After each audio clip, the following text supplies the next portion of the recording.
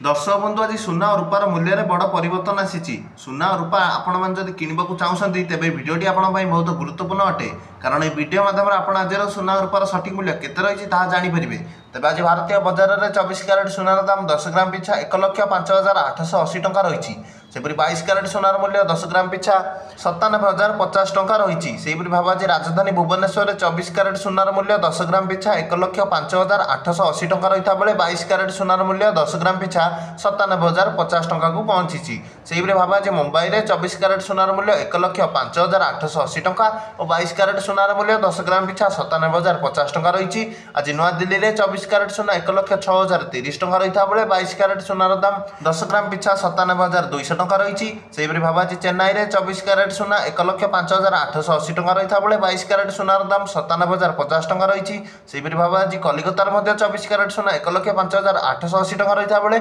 22 carrot सुनार मूल्य 10 ग्राम पिछा 97,050 टंका रही अन्यपटे रूपा मूल्य किलो पिछा 1,26,000 टंका होती आज सुना रूपार सठिक मूल्य वीडियोटी भल लगे वीडियोटी को लाइक टे करने चैनल टी सब्सक्राइब टे कर दिंतु।